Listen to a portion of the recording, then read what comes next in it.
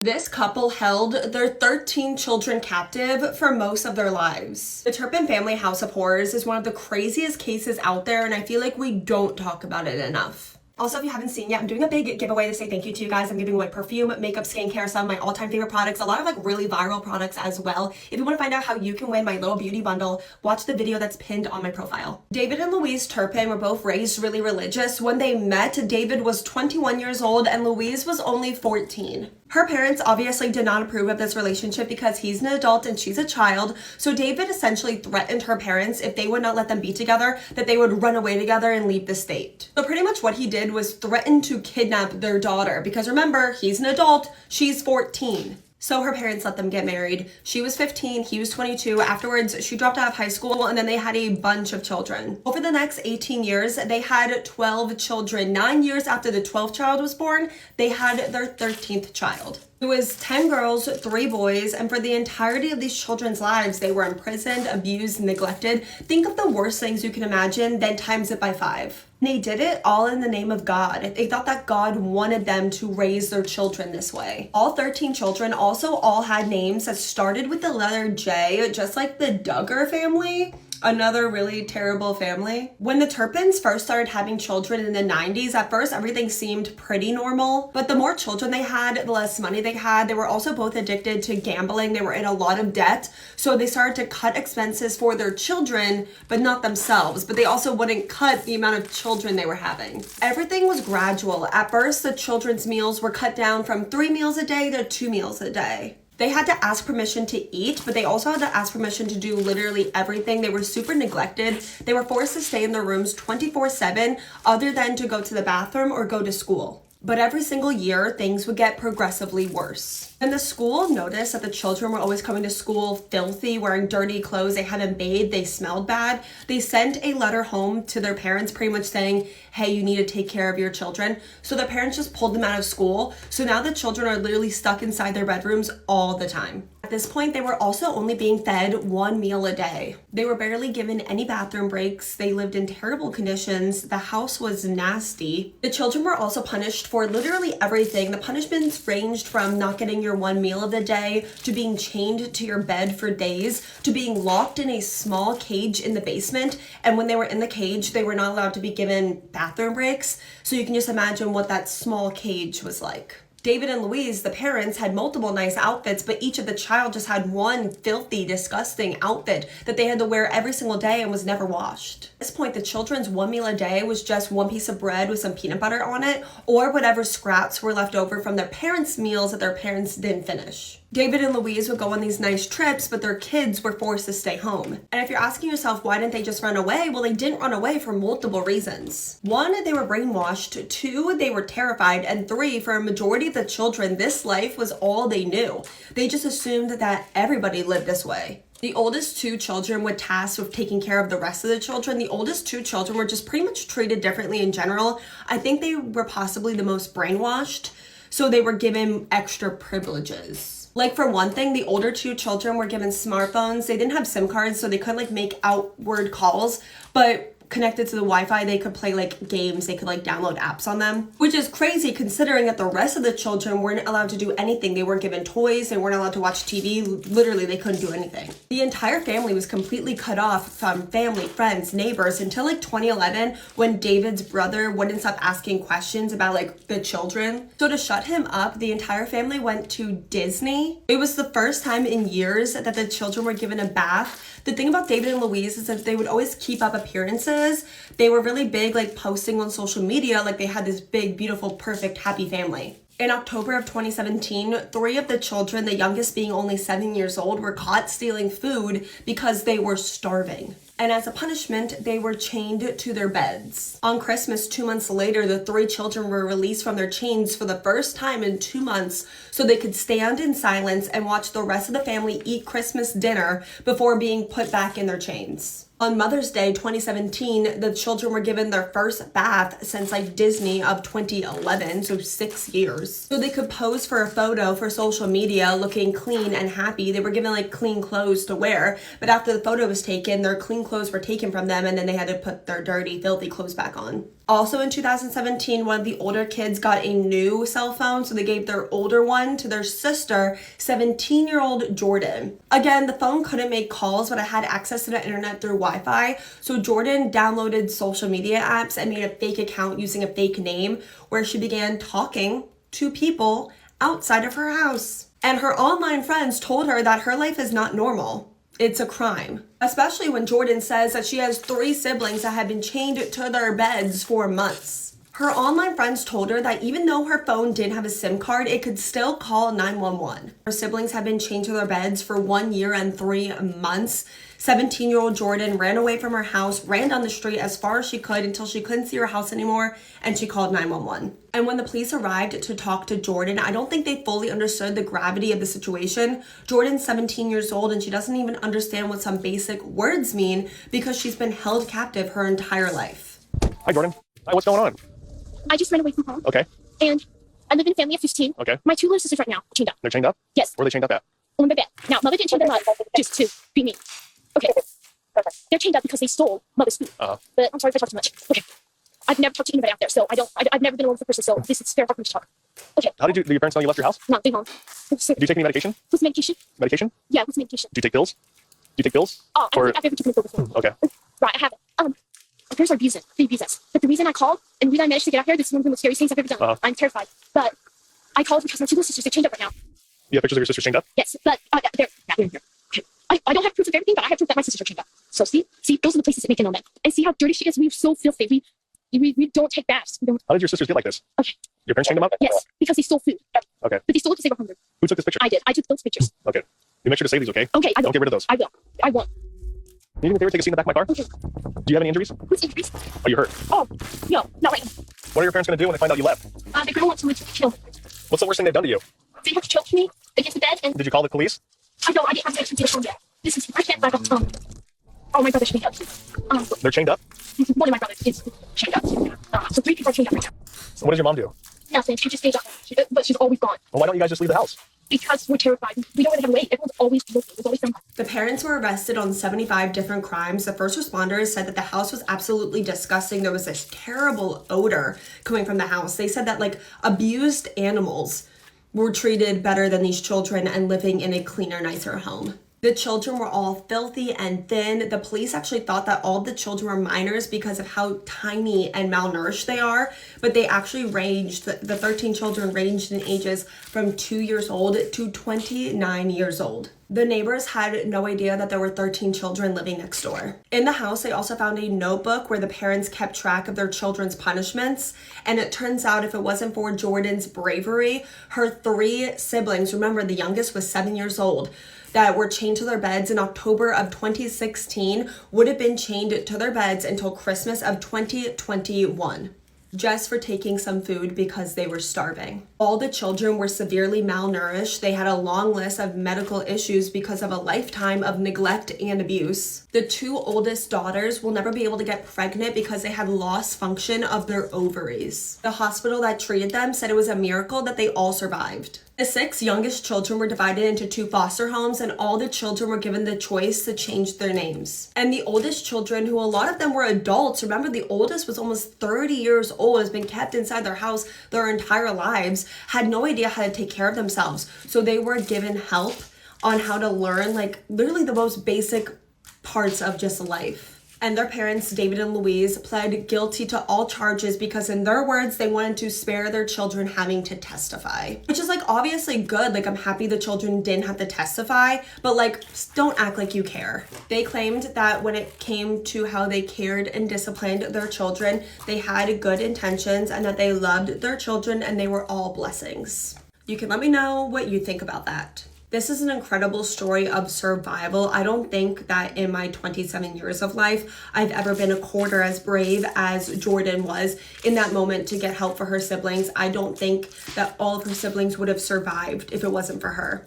I wish all of them a lifetime of happiness, and on the chance that any of them will see this video, please be nice in the comments. Please say only nice, encouraging things, please. Remember to check out the pinned video on my profile to learn more about the giveaway. Let me know all your thoughts on this case in the comment section below. Until then, I will see you guys next time in my next video. One of true crime's most infamous cases has just been solved. 14-year-old Libby German and 13-year-old Abby Williams recorded video of their own killer. This case is widely known as the Delphi murders or the Snapchat murders, and as of yesterday, November 11th, 2024, it has officially been solved, although many are skeptical and potentially think that they might have gotten the wrong guy. Delphi, Indiana is a small town where nothing ever happened, with a population of less than 3,000 on February 13th, 2017. That day, best friends 14-year-old Libby and 13-year-old Abby had the day off from school and wanted to do something fun. So Libby asked her older sister if she would drop them off at their local hiking trail, most famous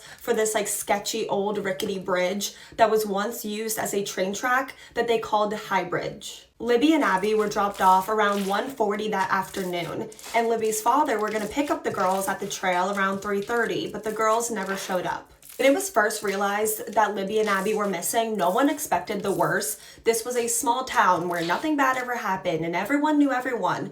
Libby and Abby's phones must have died. They must have gotten hurt or lost. The community came together and they searched the trails well into the night past midnight, but they found nothing. A massive search started early the next morning, Valentine's Day, 2017. By noon, one of Libby's shoes was found, and then some of the girls' clothing was found. And then a half-mile from High Bridge, the bodies of 14-year-old Libby and 13-year-old Abby were found. They both had been murdered.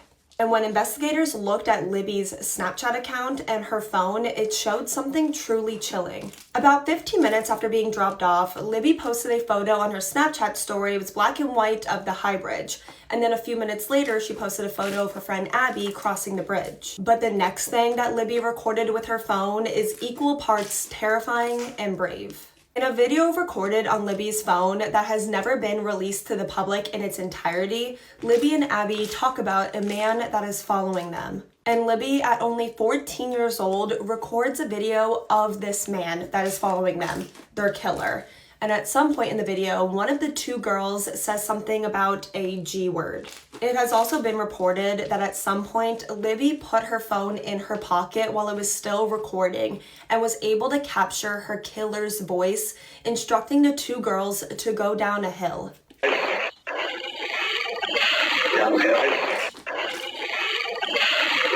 Snippets of the man and his voice were released to the public in hope of identifying him, but remember, these are only snippets of a much longer video that we will likely never see. The investigators kept almost all other information on this case sealed from the public, and to this day, it hasn't even been officially announced how Libby and Abby were killed. And despite this being a small town where everyone knew everyone, they were having a hard time identifying this man and solving this case. They had witnesses that were on the trail that day that believed they saw a bridge guy. They were getting thousands of tips. They released this sketch in 2017, shortly after the murders, who they believed they were looking for. They said this man was between the ages of 16 and 40 and was average height and weight. 2 years later, in 2019, they released this sketch and said, based off witnesses, that this is the guy they were looking for, which was really, really confusing because the two sketches look nothing alike. This case had so much attention on it, there were so many leads, but it still went unsolved without an arrest for 6 years. And then in October of 2022, pretty much out of nowhere, an arrest was made. 50-year-old Delphi resident Richard Allen was charged with the murders. But still, so much information was being held from the public, but what we do know is that Richard Allen has been on the police's radar since the beginning of the case. Within a few days into the case, Richard Allen actually admitted to police that he was at the trails and on the bridge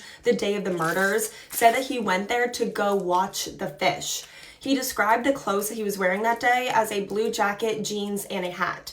He also denies seeing the two girls, but claims to have seen every other witness that saw Bridge Guy. But their biggest piece of evidence was from a bullet that was found between Libby and Abby's bodies. And this was a bullet that reportedly came from a firearm that was registered to Richard Allen. It is important to note, though, that we later did find out, it was never officially released, but through court documents, that a firearm was not the weapon used in these murders, and actually a sharp weapon was used to cause the injuries that ended the lives of Libby and Abby. It has also been reported that Richard Allen has confessed to killing Libby and Abby at least 5 times, twice to his mom and his wife of 30 years in prison phone calls. Although during his trial, he chose to plead not guilty. During Richard Allen's trial, no cameras were allowed, so everything we know from the trial has come from secondhand reports, which has been very, very frustrating. And there's a lot of people that believe that the police got it wrong, and they're kind of pinning this on Richard Allen just to try and solve the case. And people believe that he's innocent because there's no DNA evidence or forensic evidence that linked him to the murders.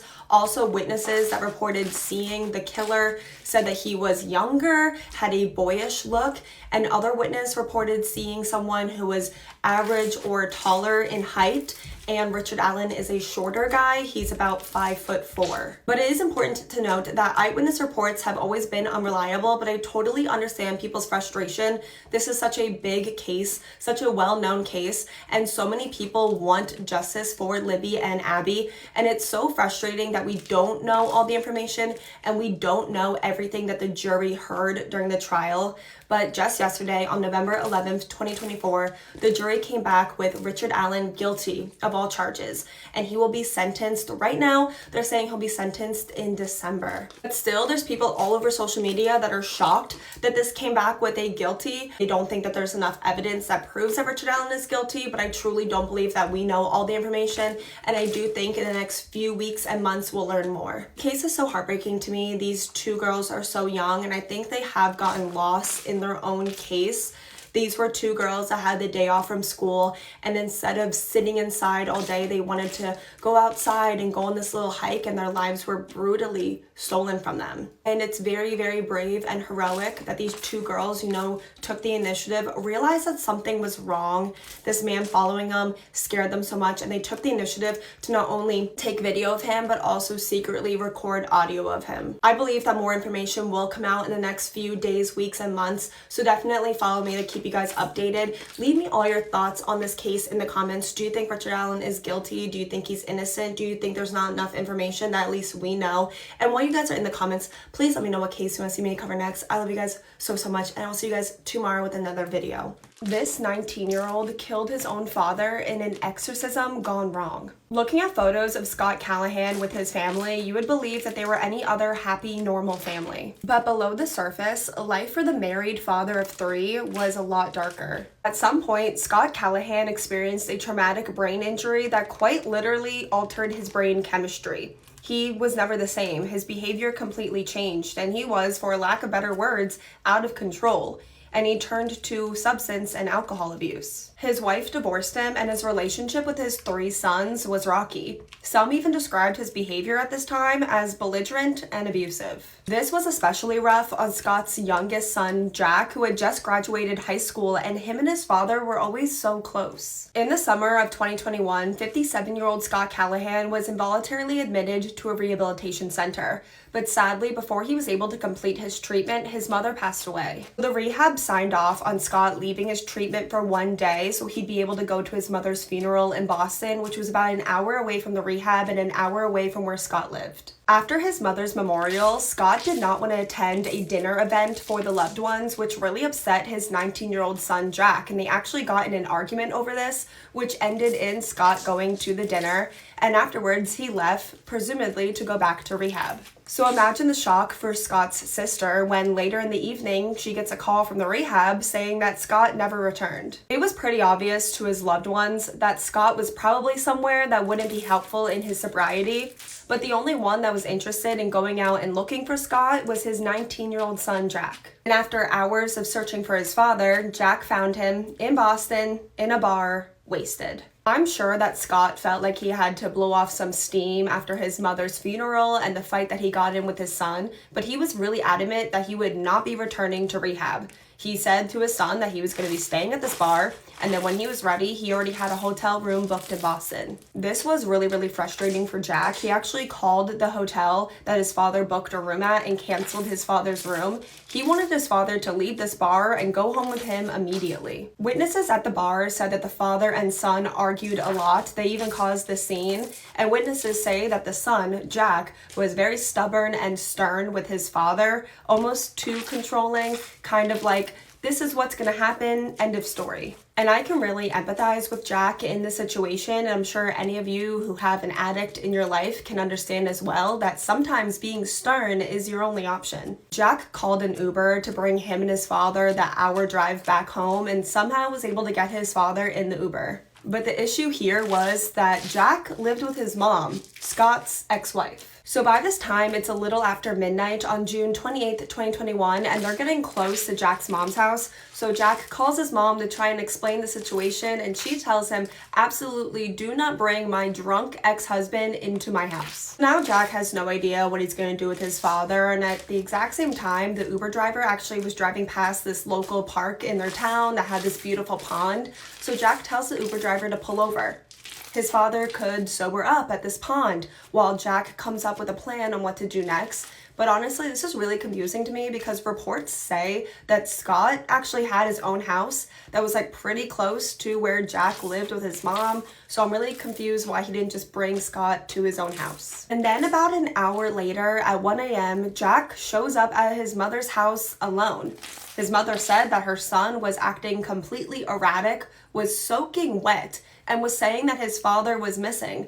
So out of concern, she called 911. When police got there, Jack was completely distraught. He was actually hyperventilating, and he told the police that he had no idea what happened because he blacked out. The last thing he remembers is getting out of the Uber with his dad, and then the next thing he remembered, he was just back home. When police arrived at the pond that Jack said that he last saw his dad at, they found 57-year-old Scott Callahan and all of his belongings floating in the pond. Scott was pronounced dead at the hospital. His autopsy showed additional head trauma, and his cause of death was listed as drowning, and his manner of death was listed as a homicide. And after being thoroughly interrogated, his son Jack cracked. He said that he lied, he did not black out, and he actually remembered everything. He said that after they left the Uber, his father became physical with him and began to repeatedly punch him in the face, and this at least seems true because he still had bruises on his face. But during this assault, he said that he saw a demon in his father's eyes, a literal demon. He truly believed that his father was possessed by a demon named Dirty Dan and that his father needed an exorcism. And this fight between the father and son ended with Scott in the pond. Jack felt like he needed to baptize the demon out of his father, so he dunked his father's head under the water. When he let his father back up, his father was thrashing and fighting back. And in Jack's mind, this was the demon fighting back. So he continuously dunked his father's head under the water over and over and over again until his father stopped moving. People have said that before this, Jack Callahan was a normal teenage boy. He was a sweet boy who never showed any signs of, mental illness or violence ever. During Jack's plea hearing, he cried and he pled not guilty. During Jack's trial, he was being charged with murder, but for whatever reason, the jury was not allowed to hear about his confession. So Jack's defense strategy was, since there was no witnesses, no evidence, and no confession, that they were going to say that he was not the one to kill Scott Callahan, his father. And the prosecution strategy was that not only was this a planned attack, it was obviously done by Jack because he was the last one to be with his father alive. After an 8-day trial and 25 hours of deliberation, the jury came back and actually acquitted Jack of murder. And they found him guilty of the lesser charge of involuntary manslaughter. And for this, Jack was sentenced to 4 to 6 years in prison at the age of 22 years old. I'm really interested to get your guys' takes on this case. Do you believe that this was a planned attack and 19-year-old Jack was some kind of evil mastermind? Or do you believe that he truly did see a demon in his father and truly thought that his father was possessed?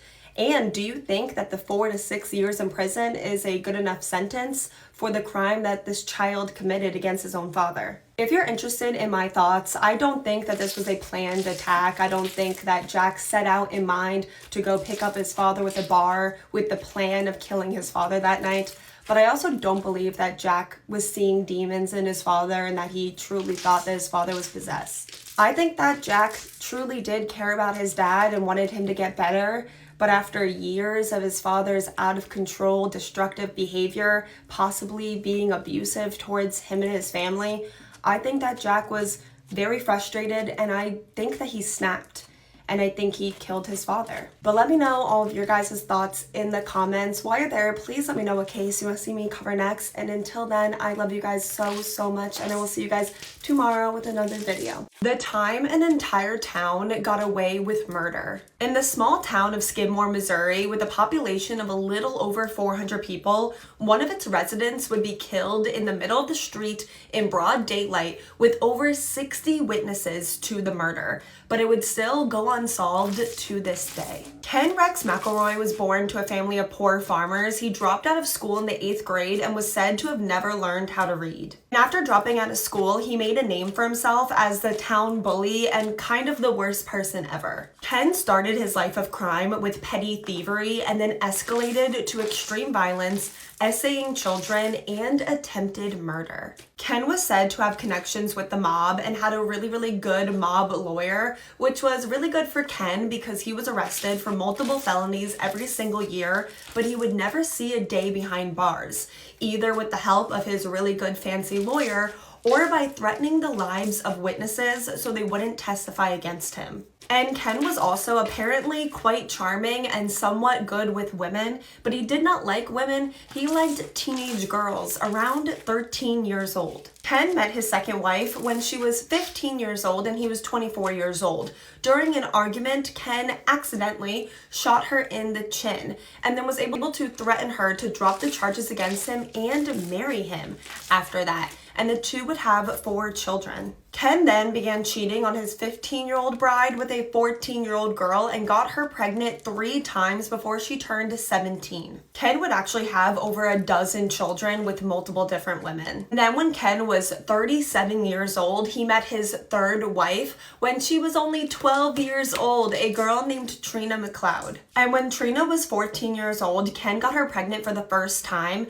and shortly after giving birth, Trina attempted to escape Ken's abuse by taking her baby and running away to her parents' house. So what does Ken do? Ken goes to her parents' house, kills their dog, and then burns their house to the ground. When Ken was arrested, he was able to convince Trina's parents into not only dropping the charges against him, but to allow their 15-year-old daughter to marry the now 42-year-old Ken Rex McElroy. Like I said, the town that Ken lived in was a population of around 400 people, and pretty much everyone was a victim of Ken's at some point, one way or another, whether that was Ken threatening their lives, assaulting them, or robbing them. There was an instance where one day Ken was trespassing on the land of a local farmer. When that farmer tried to get Ken off of his land, Ken shot the farmer in the stomach and still never saw a day in jail. This man was terrorizing the small town and everyone was terrified of him, including the police. The local people felt abandoned by the police, and at the time it seemed like there was nothing they could do to stop Ken. That was, of course, until April 25th, 1980. That day, Ken's 8-year-old daughter was accused of stealing candy from the local general store. The local general store was owned by a 70-year-old man named Bo Bowenkamp and his wife. When Ken heard of this incident, he actually began to not only threaten, but stalk the elderly couple. And he continued to stalk and threaten the couple until July of that year, when Ken drove to the store and shot the 70-year-old Bo Bowenkamp in the neck at close range. Luckily, Bo Bowenkamp survived, and for the first time in Ken Rex McElroy's life, he was found guilty of a crime. But he was not convicted of attempted murder. He was convicted of the lesser crime of second-degree assault and was sentenced to only 2 years in prison, but was quickly released on bail attempting his appeal. And by the next day, Ken was back in the local bar with a firearm threatening the life of Bo Bowenkamp, and the town of Skidmore, Missouri had finally had enough. On the morning of July 10th, 1981, Ken was back at his local bar, and at the exact same time down the street, a town meeting was being held about what the heck are we gonna do about Ken. About 60 people were in attendance, including the town's mayor and sheriff. No one except those that were in the meeting know exactly what was said, but what we do know is the meeting ended with a group of 60 people heading towards their local bar in an almost mob-like fashion. At that exact same time, Ken was leaving the bar, heading towards his truck with a 6-pack of beer. And then there, on the main street of Skidmore, Missouri, in broad daylight with at least 60 people crowding around, Ken Rex McElroy was shot dead. No one came to his aid or called an ambulance. And despite there being at least 60 witnesses to the murder, when questioned by police, no one in the town saw anything. No one saw who shot Ken. No one in the town ever said anything to this day. The FBI even got involved, but no one was ever arrested for the murder of Ken.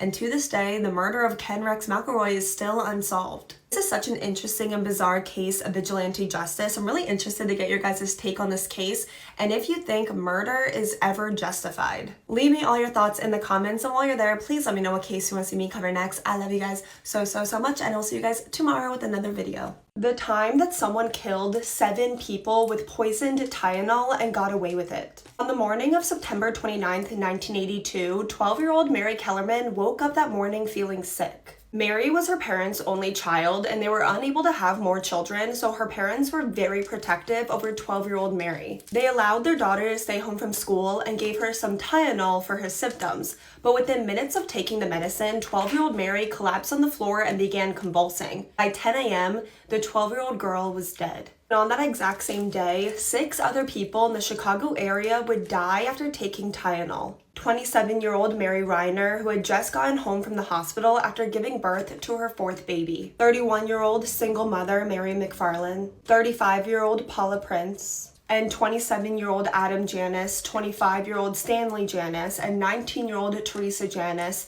the last 3 victims all coming from the same family. Married father of 2, Adam Janis, woke up that morning feeling kind of sick, so he stayed home from work and took some extra strength Tylenol, but within minutes collapsed on the floor. He was rushed to the hospital where he died of a suspected heart attack. His loved ones were shocked and devastated. He was only 27 years old, so all of his family members went back to his house to mourn and comfort his wife and his 2 children. Adam's younger brother Stanley and Stanley's new wife Teresa were both at the house, and they both had gotten headaches from crying so much. So they both decided to take some extra strength Tylenol that was still left out from when Adam had taken it that morning, and within minutes, they both collapsed on the floor, making it 3 deaths from the same family, all on the exact same day. But it was because 3 members of the same family all died after taking Tylenol that investigators were able to quickly link all of these suspicious deaths to Tylenol and likely saved more lives. The Tylenol had all been poisoned with a lethal amount of potassium cyanide,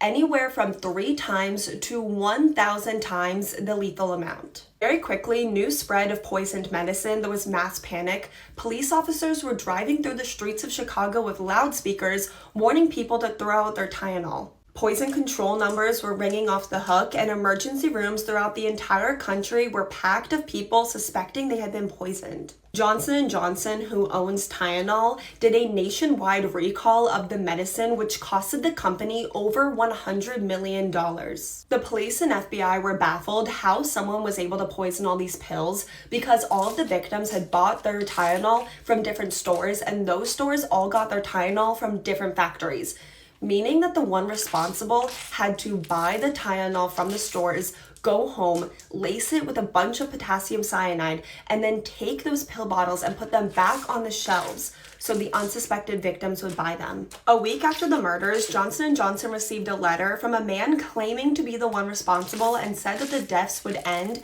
if Johnson & Johnson transferred $1 million to their bank account. The author of the letter was a man named James Lewis, and the bank account that he wanted the ransom sent to belonged to a man that Lewis felt owed his wife $511, meaning that James Lewis was trying to frame this man for 7 murders over a $500 debt. They decided to look more into this James Lewis guy, and honestly, he has quite a sketchy past. When he was 19 years old, he tried to kill his mom with an axe, and then when he was in his later adult years, he was suspected of killing this other guy, and honestly, he probably did it. The evidence was quite compelling, but he was acquitted on a technicality. He had recently moved to Chicago before the murders and was living under a fake name, trying to escape some fraud charges in another state. They never had enough evidence to charge him with the Chicago Tylenol murders, but he did spend 13 years in prison for extortion. But after his release from prison, he published a book about people being randomly poisoned that he just called Poison. He was never charged, but people believe that he is the most likely suspect. Another suspect is the Unabomber, Ted Kaczynski, who killed 3 and injured over 20 by sending bombs through the mail. If you guys want me to cover the Unabomber in its own video, just let me know. The Unabomber's first victims were in Chicago, and internet sleuths actually think that they've linked him to another death that happened 2 months before the Chicago murders, where a man named Jay Mitchell in Wyoming was killed after taking cyanide-laced Tylenol, possibly like a test run for the attack in Chicago. Then there's Ronald Arnold, who's been linked to a couple of the victims, and he was in a bar shortly after the deaths, bragging about being the one responsible. The bar owner told the police about his suspicious comments, and in his house they found some weird crime manuals, some manuals on poison, and they also found some chemistry equipment, but never enough evidence to actually charge him. Suspiciously enough, Arnold was so upset about the bar owner turning him in for these suspicious comments he was making after the deaths that he returned to the bar at night and shot and killed a man that he thought was the bar owner, but it wasn't. It was just an innocent man, father of 3, a case of mistaken identity. Over the years, there's been a lot of suspects. Some actually theorize that the ones responsible were a Johnson & Johnson Tylenol competitor who wanted to tank the company, while others have theorized that maybe one of the 7 victims was the primary target and the other 6 victims were collateral damage. But despite being one of the most investigated crimes to ever happen in America, this case has still gone unsolved now for over 40 years. Really interested to hear what theory you guys think is the most likely. Is it one of the ones I've said, or do you guys have your own theory about what you think happened in Chicago in 1982? Let me know all your thoughts in the comments while you're there. Please let me know what case you want to see me cover next. Until then, I love you guys so much, and I will see you guys in the next video.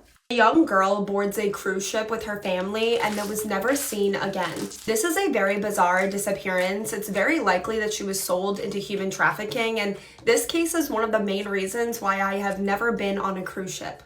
Amy Bradley was like any other 23-year-old girl before she vanished. In high school, she earned a varsity letter in 5 sports, ended up going to college on a full basketball scholarship. And amongst her other recognizable tattoos, she had a Tasmanian devil playing basketball on her left shoulder, and this will be very important, so remember it for later on. By 1998, she had graduated college, was about to get her master's degree, she had just gotten a new apartment, was about to start a new job, and was planning on adopting a new puppy. She truly had everything to live for. She was also very close with her mom, dad, and her younger brother. They were only 2 years apart, so they were more like best friends. In March of 1998, the entire Bradley family boarded a Royal Caribbean cruise ship. It was a vacation that Amy's father had won at work.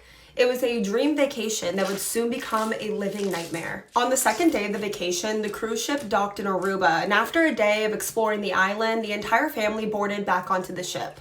Amy and her brother ended up splitting up from their parents, and a waiter actually ended up approaching Amy's mother and asked her where her daughter was. And this was really strange because the entire family could notice that this particular waiter was kind of checking out Amy the entire time they were on this cruise. So Amy's mother asks, why? Why are you looking for my daughter? And the waiter just says, a couple of us guys were thinking about taking her off the ship and going to a club in Aruba. Later, Amy's mother actually ended up passing this message on to her daughter, and Amy just said, ew, they're creepy, I'm definitely not going anywhere with them. That night, the cruise left Aruba and was heading towards its next destination of Curacao. There was a band playing that night, and at this point, Amy's parents had already gone to bed, but Amy and her brother continued to party at the ship's onboard nightclub. And Amy was spending her evening hanging out and dancing with the band's bass player. He went by the nickname of Yellow. But by 3:40 a.m., Amy and her brother had returned to the family's cabin. They were sitting out on the balcony that was off of their room, just chatting about life. After a little bit, Amy's brother went to bed, but Amy stayed out on the balcony. and she was there until like 5:30 in the morning. But by the time that her dad woke up at 6 a.m., Amy was gone. She had changed out of her clothes, she grabbed a couple of her belongings that she would take with her everywhere, but she hadn't taken a pair of shoes. So wherever she was, she thought she was coming right back because she was barefoot. Witnesses saw Amy that morning around 6 a.m. walking around the ship with that bass player Yellow. But by the time that her dad got up, realized that the daughter was gone, tried to search the ship for her, he couldn't find her anywhere. He ended up getting really frantic. He went and woke up the rest of his family. Together, they went and they spoke to the ship's security. They begged them to make like an announcement over the intercom saying that Amy was missing. They asked to hand out photos of Amy so people could like keep an eye out for her. But the ship's security refused because they said that it would worry and scare the other passengers. The only thing that the Royal Caribbean cruise ship did do was after Amy was already missing for 2 hours, they said over the intercom for Amy to go to the front desk, but of course she never showed up. Strangely enough, before that announcement was ever even made, while Amy's entire family was searching the ship for her, that bass player Yellow went up to Amy's brother and apologized about what happened to Amy, even though he shouldn't have even known that she was missing. At this point in the day, the ship had arrived in Curacao and the 2,500 passengers were allowed to depart the ship. Amy's family begged that no one be able to leave the ship until their daughter was found, but the Royal Caribbean cruise ship refused. The cruise ship didn't even make note on who was departing the ship, so if Amy had been kidnapped, they would easily be able to take her off the ship. Later in the evening, the ship was about to leave Curacao and head towards her next destination, and Amy's family had a decision to make.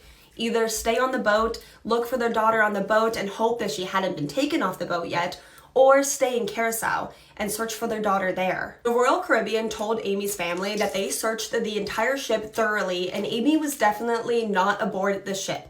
Even though we would later learn that this was a lie, they only searched the common areas of the ship and didn't check any of the passengers' rooms. So Amy's family got off the boat in Curacao believing that there was no chance that Amy was still on the boat, and the Royal Caribbean cruise ship left the entire family behind. Curacao authorities searched for Amy by sky and sea and there were no signs of her. So at this point, Amy's family got in touch with the FBI. The FBI and Amy's family both met up with the ship at its next destination, searched the ship, and again, there were no signs of her, but at this point, she had been missing for days. And shortly later, the week-long cruise was over, and the Bradley family had to return to Virginia with one of their family members still missing. It has been concluded that it's very unlikely that Amy fell overboard on the ship. At the point where she vanished, they were very close to land, and Amy was a very strong swimmer. She was a lifeguard and on the swim team in college and in high school.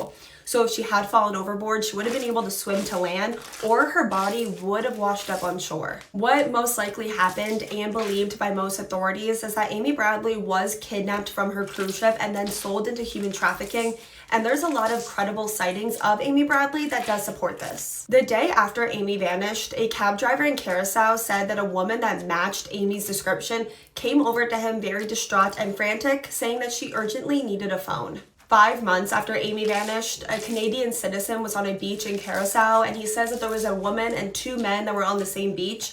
And the Canadian said that once the woman realized that he spoke English, she started to run towards him but was pulled away by the 2 men. This woman had tattoos that were identical to Amy Bradley's tattoos, and he specifically remembers the Tasmanian devil on her shoulder. 10 months after Amy vanished, a U.S. Navy officer was in Curacao, and he says that he saw a woman in a brothel who told him that her name was Amy Bradley and that she needed help, and explained that she was being held against her will. Unfortunately, this man left the brothel without Amy, and he didn't report the sighting immediately because he was afraid that he would get in trouble for being in a brothel. In 2005, a woman that was also on a cruise ship but was docked in Barbados went to a ladies' room in a shopping complex when a distraught woman rushed into the bathroom that was being followed by 3 men. The 3 men were yelling at the woman and threatening her about a deal that she better not mess up. The distraught woman said that her name was Amy, she was from Virginia, and she needed help, but before the other woman could help her, the 3 men took her away. But the witness was able to make composite sketches of the woman and the 3 men that were with her. In 2005, Amy's parents received an email, and it was an anonymous email that linked a website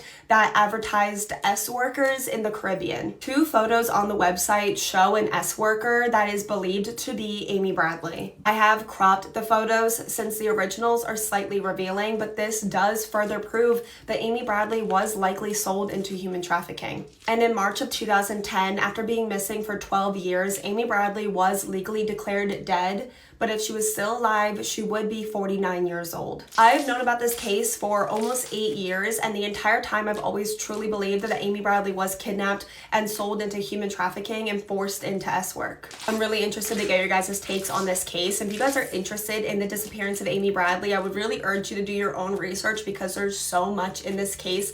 I really hope that there's some interesting discussion in the comments. You guys are always theorizing things I would never put together in my own head, so definitely leave all your thoughts, theories, questions in the comments section. And while you're there, please let me know what case you want to see me cover next. And until then, I love you guys so much, and I will see you guys tomorrow with another case.